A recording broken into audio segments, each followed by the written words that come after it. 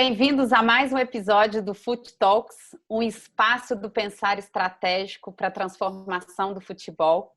Temos recebido aqui pessoas incríveis e hoje vamos ter o prazer de bater uma bola com o Rui Cabeção, que vai falar com a gente sobre as diferentes realidades do futebol brasileiro. Rui, super bem-vindo.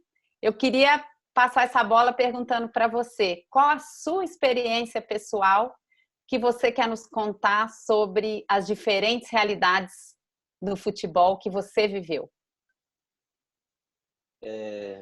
Olá a todos, né? Primeiramente é um prazer estar participando. Heloísa, obrigado pelo convite, meu amigo Rafael, meu mestre, professor Paulo Medina. E eu, mais uma vez, recebi um convite para poder dividir um pouco das minhas experiências no mundo do futebol. Afinal de contas, foram quase 20 anos como profissional. Se eu juntar aquela caminhada do sonho de infância, eu comecei a jogar bola com 6 anos de idade, isso federado na Federação Mineira de Futebol de Salão, e juntando esse tempo inteiro são 31 anos dentro do campo, dentro das quatro linhas, e eu espero poder contar um pouquinho das minhas experiências na Série A, que foram 10 anos, depois Série B, Série C e a Série D do futebol brasileiro. Essa experiência, Rui, de tantos clubes, né? 14 clubes que você jogou, como você disse, no abecedário todo. Conta como é isso. Se a gente pegar A e D e se a gente pegar, né, toda essa transição. Qual foi sua melhor experiência? Qual foi sua experiência mais difícil? Elo, realmente o que eu vou falar aqui é um pouco assustador, sabe? A gente, toda criança, né, e todos os pais, hoje em dia até as meninas, as mulheres, todos têm um sonho de se tornar um jogador de futebol e comigo não foi diferente. O que acontece no time de Série A e o que acontece no time de Série D do futebol brasileiro, as distâncias são infinitas, podemos dizer assim. São situações inimagináveis. Os exemplos que eu posso te dar é um jogador, quando atua na Série A do futebol brasileiro, você simplesmente não precisa de preocupar com nada. Você tem toda uma estrutura, você tem todo um corpo técnico, você tem uma cobertura diária de toda a imprensa do futebol brasileiro e em alguns clubes até mundial, por que não? Mas a realidade não é aquela que normalmente é transmitida, principalmente na televisão. A gente sabe que a realidade do futebol brasileiro já é ruim há muito tempo. Isso aí a gente não precisa falar, né? É só a gente, hoje em dia, utilizar o Google e colocar lá a dívida dos clubes de futebol brasileiro, que já ultrapassam aí de 7 bilhões de reais. Mas eu, quando eu jogava na Série A, por exemplo, eu ficava pouco em casa, porque a gente tem muitos jogos durante o ano. São jogos durante quase aí 8 meses, quarta e domingo, quinta e domingo, quarta e sábado. Então, a gente fica mais dentro dos clubes do que com os nossos familiares. E sendo que nesses clubes, eu costumo dizer muito que se você jogar um copo de água para o alto no clube grande, antes da água cair no chão, já tem um monte de gente com secador e não molha o chão. De tanta estrutura e de tanto corpo técnico que você tem para cuidar da sua carreira. E, em compensação, eu já vou diretamente para a Série D, eu passei por clubes onde eu tive que pagar sacolão de companheiros meus de clube, porque o salário não estava depositado na conta. Eu tive que contribuir com outros companheiros para que inteirasse a passagem ou inteirasse a gasolina para poder voltarem para suas cidades, para sua terra natal, porque infelizmente os clubes não pagaram os salários. Eu presenciei em 2 clubes um hotel sendo invadido e um escritório do maior patrocinador do clube da Série D invadido pela Polícia Federal, porque eram pessoas que já tinham um histórico de estelionato.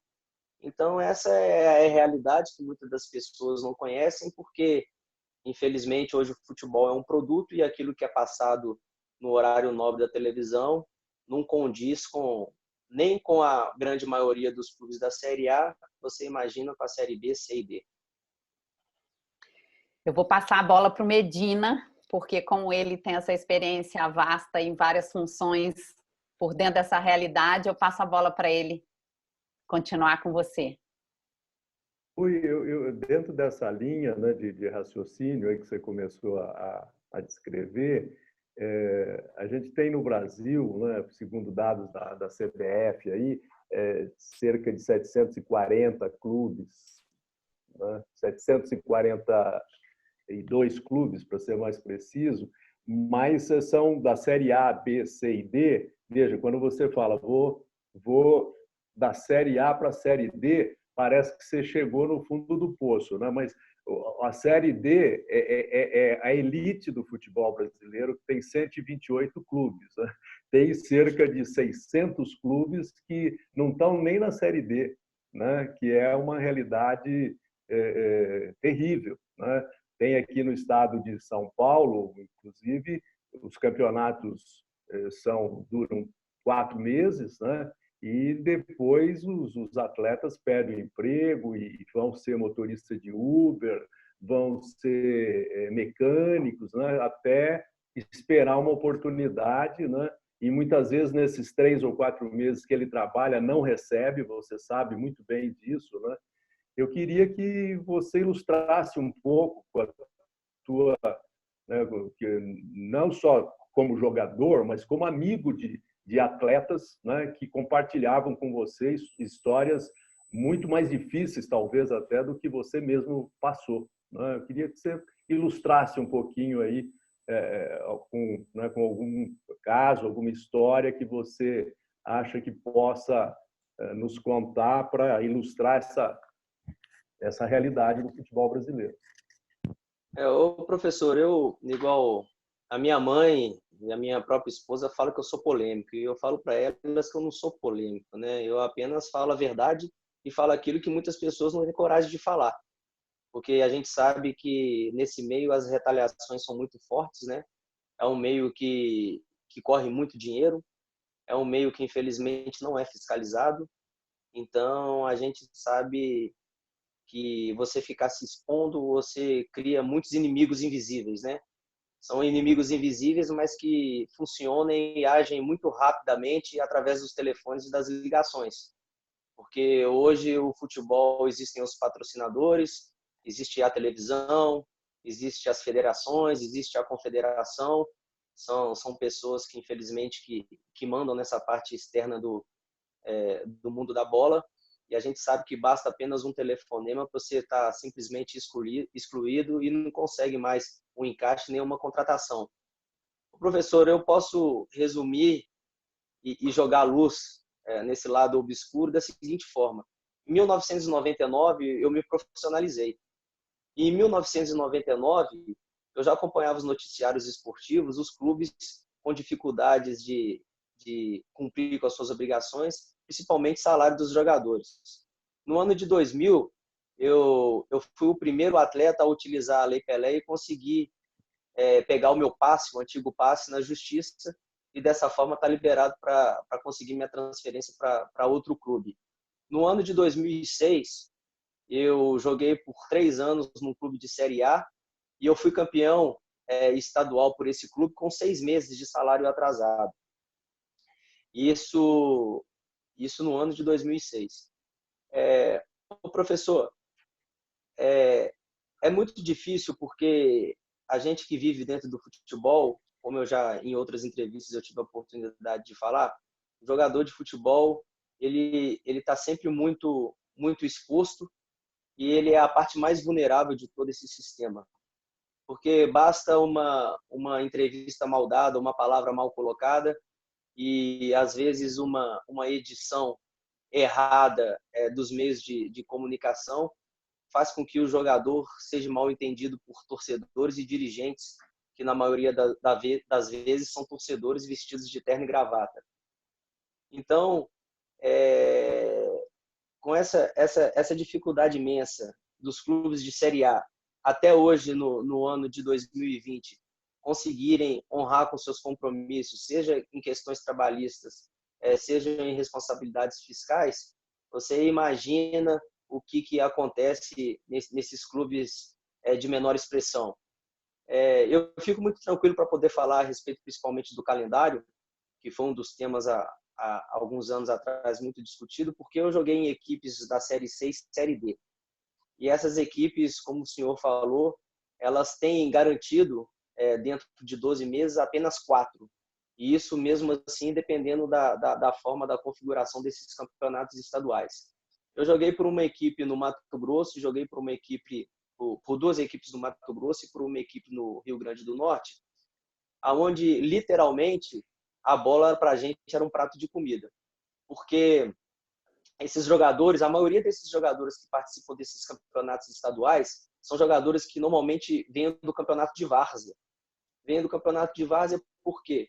Porque a gente sabe que na várzea, alguns desses atletas eles ganham um certo valor para participar de 2 jogos no sábado e 2 jogos no domingo, e eles acabam sendo convocados por essas equipes que abrem 4 vezes no ano, né, para poderem participar desses campeonatos estaduais. Eu tive a sorte muito grande de participar dessas equipes da Série C e da Série D, aonde a gente conseguiu montar um elenco junto com esses jogadores da várzea. Montamos um elenco forte com alguns jogadores que já tinham passado por algumas equipes não tão conhecidas do futebol brasileiro, e fizemos um bom campeonato estadual que nos possibilitou e nos deu a vaga para ter um calendário um pouco mais extenso até o mês de agosto e novembro. Então, infelizmente, não é demérito nenhum, né? Quando a gente fala que o jogador de futebol às vezes está ali trabalhando como porteiro, muitos em épocas atrás trabalhavam o que existia no supermercado, daqueles ensacadores de supermercado. Outros atletas de futebol que eu conheci são cabeleireiros, mas que com o sonho de um dia vestir uma camisa de time grande acabam fazendo esse sacrifício no período de 4 meses, tentando uma vaga num clube maior de Série B ou de Série A. Então, isso é a realidade. A gente sabe que 95% desses jogadores eles se encontram nessa condição. 95% desses jogadores ganham até R$2.000 por mês. Isso quando recebem, né, professor? Um dos motivos que eu pendurei as minhas chuteiras foi o seguinte: eu tive uma das contusões mais sérias do meu joelho. Eu tive que operar, rompi todo o ligamento. Isso na equipe do Rio Grande do Mato Grosso. Graças a Deus eu consegui com que o presidente ele pagasse meu tratamento, né? Isso parece que eu estou pedindo até um favor. Não, isso está na lei, né? Isso é obrigação do clube arcar com o tratamento do jogador. Mas eu consegui com que ele efetivasse esse pagamento, fiz uma boa recuperação. Só que na volta minha aos campos, a gente conseguiu chegar à final do Campeonato Brasileiro. Início no mês de janeiro, fevereiro, março e abril, eu fiquei todos os meses sem receber salário.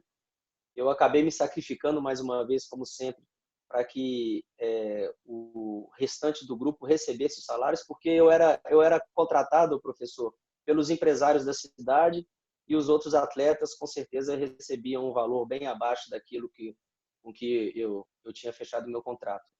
E não recebi nada. Eu fui vice-campeão estadual, voltando de uma das contusões mais sérias da minha carreira, e não recebi nada. Até hoje, continuo sem receber nada. Se a gente voltar um pouco atrás, eu contei para você que eu fui campeão estadual por um clube do Rio de Janeiro com 6 meses de salário atrasado.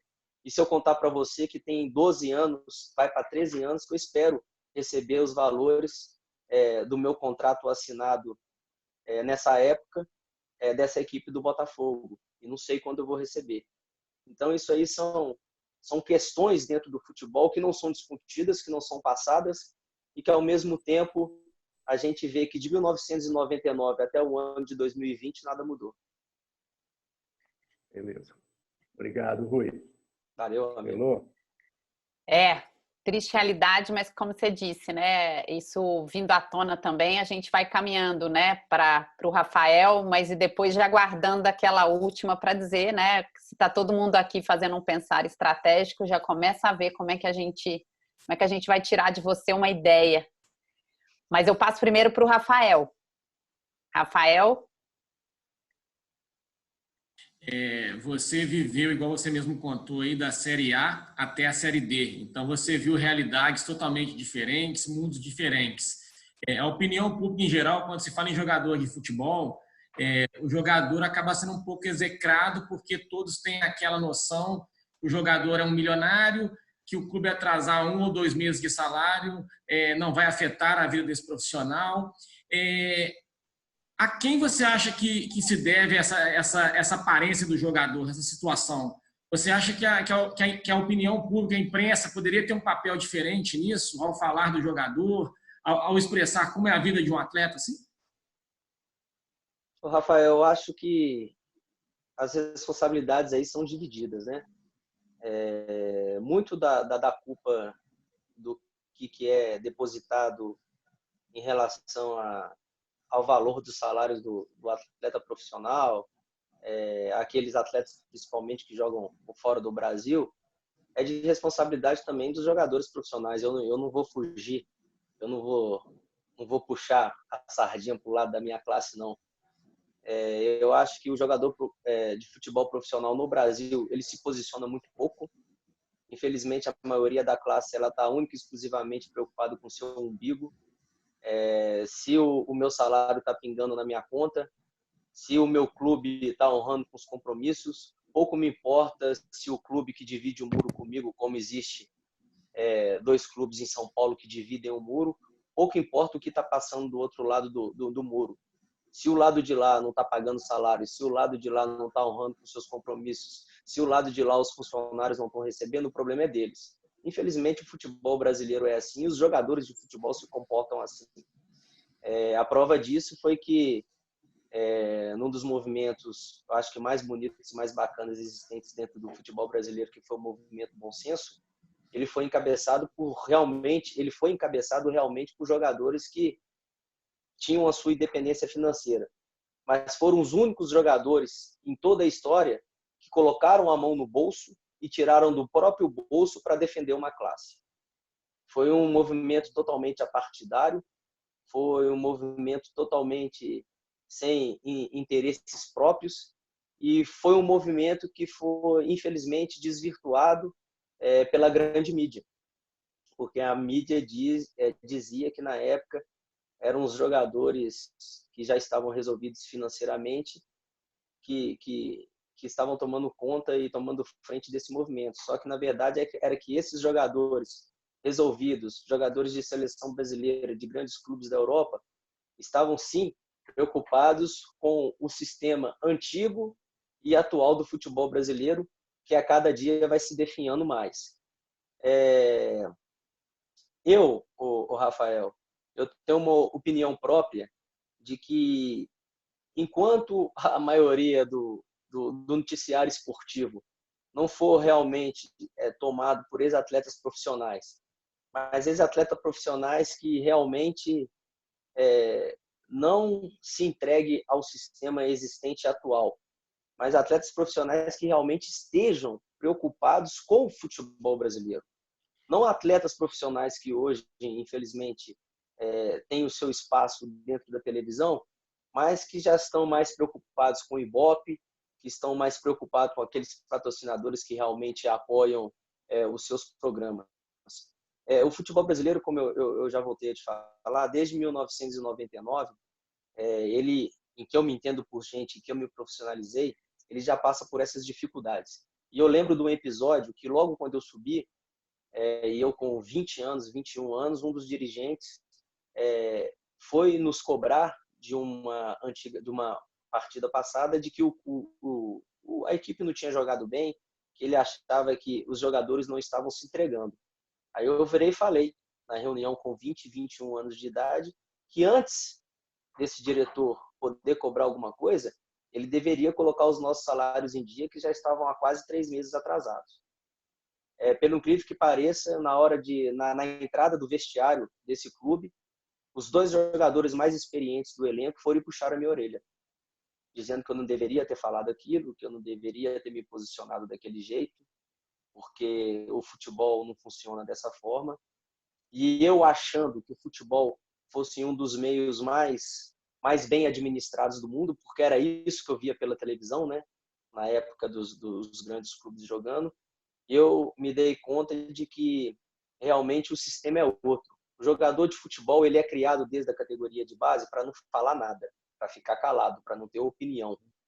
E a partir do momento em que o jogador de futebol ele emite a sua opinião, ele é massacrado, seja pelos diretores, seja pelos torcedores e principalmente pelo meio de imprensa. É lógico que eu não posso generalizar, por favor, vou até repetir. Existem muitos bons comentaristas, muitos bons críticos que falam a respeito do futebol. Mas aquelas pessoas que viveram os vestiários, aquelas pessoas que jogam futebol desde pequeno, a sua visão é totalmente diferente. Um dos motivos que eu larguei o jornalismo, que eu deixei de ser crítico, né, e comentarista esportivo, foi justamente por causa disso. O futebol brasileiro, durante anos, ele é julgado e analisado em vitória e derrota. E eu lembro que eu, à frente da televisão, os meus comentários eram totalmente ao contrário daqueles que dividiam comigo a bancada das discussões. Porque eu via vários clubes que jogavam muito bem, que massacravam o adversário, que tinham posse de bola, mas que infelizmente não conseguiam resultado e por isso jogavam mal. E não é desse jeito que eu vejo futebol. Então, respondendo a sua pergunta, eu acho que são vários pontos dentro do mundo do futebol, aquelas pessoas, né, que têm a responsabilidade, os jogadores, os dirigentes e os jornalistas.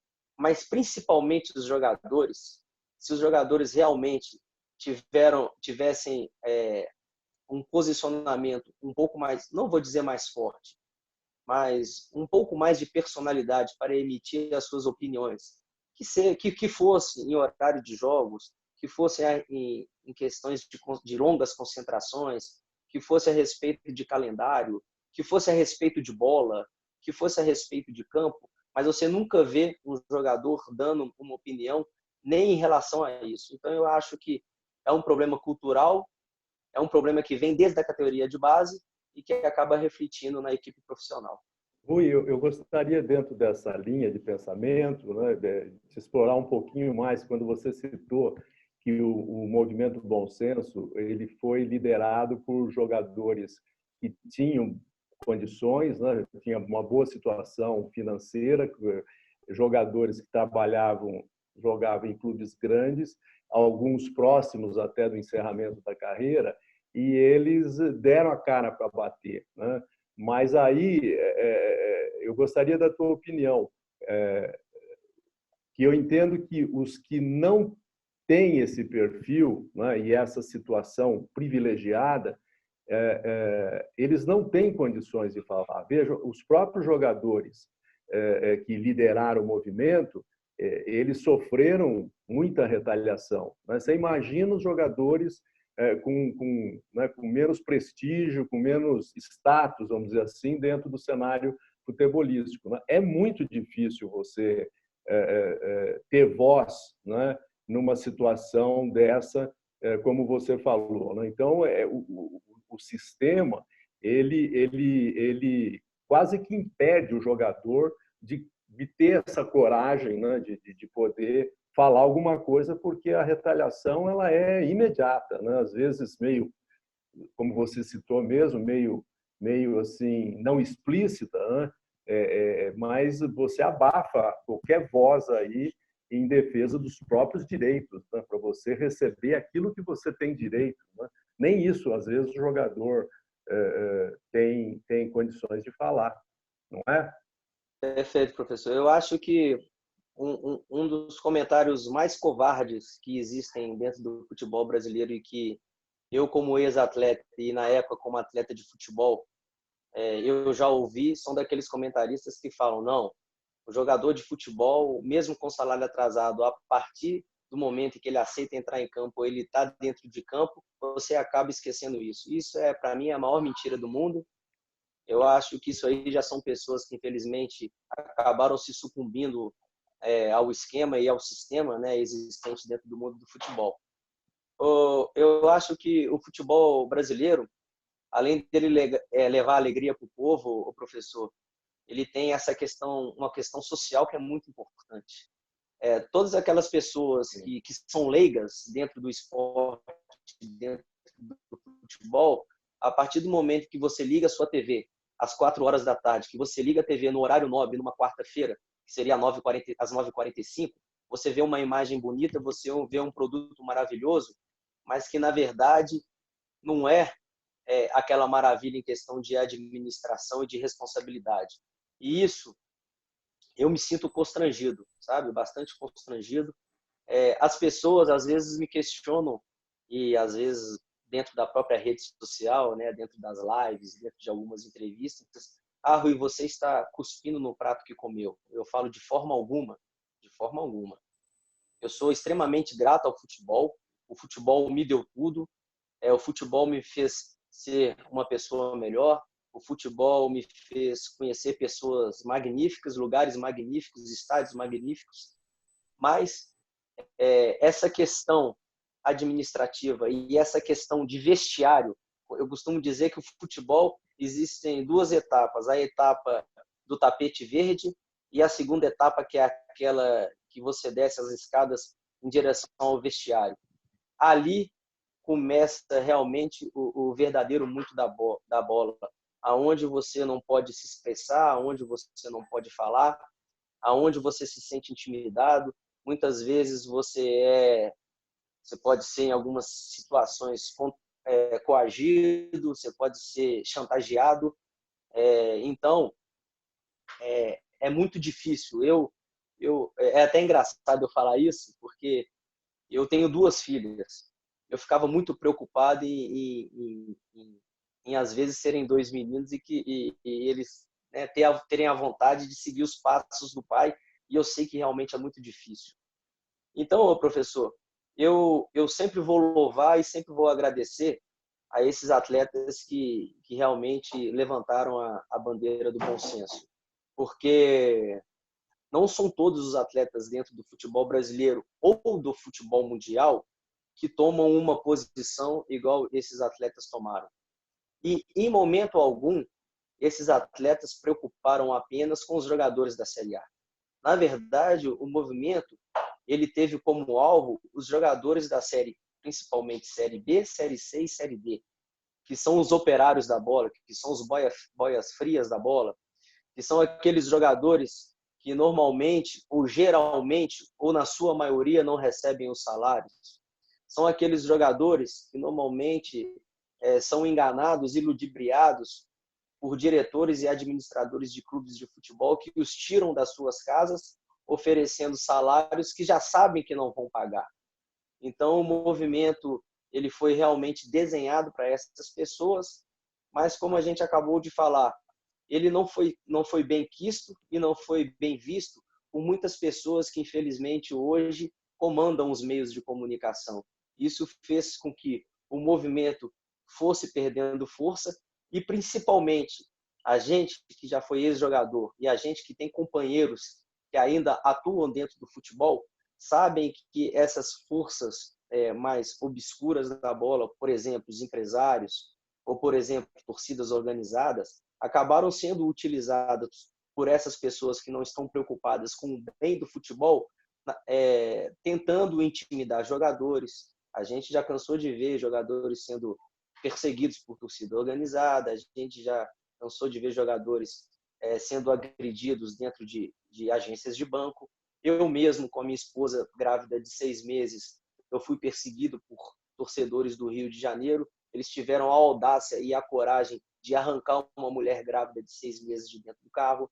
Então, a gente sabe que essas coisas, infelizmente, acontecem, principalmente nos clubes pequenos, onde a cobertura da imprensa, e normalmente esses clubes, eles não são nem vistos, né, por ninguém sabe da existência desses clubes.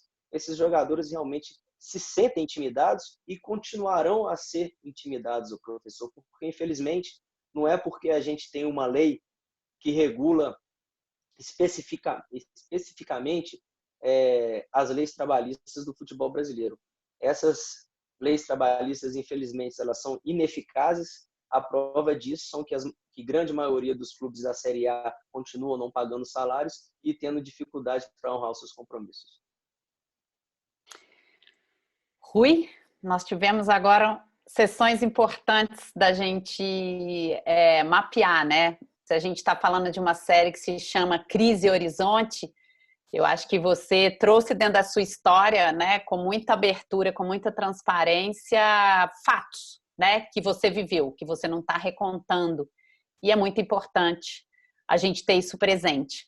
Mas eu queria puxar um pouco, porque se a gente está falando de Crise Horizonte, e se nós estamos falando, né, que o propósito da universidade, dos nossos convidados, é que mudanças no futebol podem gerar mudanças na sociedade, eu queria te puxar para esse futuro, eu queria te puxar para esse horizonte e que você seja também um grande contribuidor desse pensar estratégico e que você nos dissesse, e aí, o que você mandaria de recado, o que você deixaria de mensagem para a gente olhar o futebol brasileiro em 3, 5 anos e desejar o que eu sei que todos nós desejamos, o que você falaria para a gente?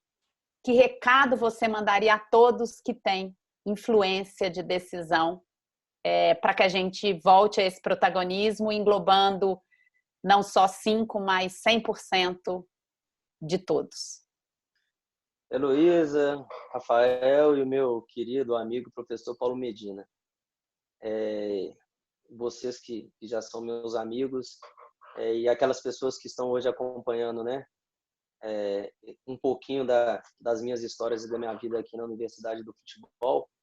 Para mim é difícil falar de futebol. Ao mesmo tempo que é gostoso, é difícil, porque eu tive momentos maravilhosos e, infelizmente, nos últimos 5 anos da minha carreira, eu acabei dando de cara com um mundo que eu não desejo para ninguém. Elo, eu imagino um futebol brasileiro, né, de muitas vitórias, de grandes administrações, de clubes com grandes estruturas, mas eu ainda continuo acreditando na matéria-prima do futebol. Quando eu falo da matéria-prima do futebol, eu falo nos que são realmente os artistas do futebol. Isso aí, os artistas do futebol, eu estou falando dos jogadores, aqueles que estão dentro de campo. Mas hoje, pensando futuramente, eu vou continuar acreditando nas nossas crianças e nos nossos jovens. Quando eu digo crianças e jovens, são aqueles jovens que hoje estão no futebol de salão ou estão nas categorias de base desses clubes, né, com o sonho de se tornar um jogador de futebol, que esses jogadores eles não tenham medo e não tenham a vergonha de se expressar. Eu acho que o futebol brasileiro hoje, o que os dirigentes, o que a imprensa, o que muitos dos torcedores fazem com que, na base da intimidação, às vezes na base da coação, às vezes na parte da chantagem, eles fazem com que esses atletas profissionais eles se calem. Eles têm medo de falar a verdade e de falar aquilo que realmente está acontecendo. E eu acho que a única possibilidade do futebol brasileiro mudar é realmente através dos seus jogadores, daqueles jogadores que hoje estão começando, principalmente através dos estudos, Elo. Eu acho que não existe futebol sem estudo.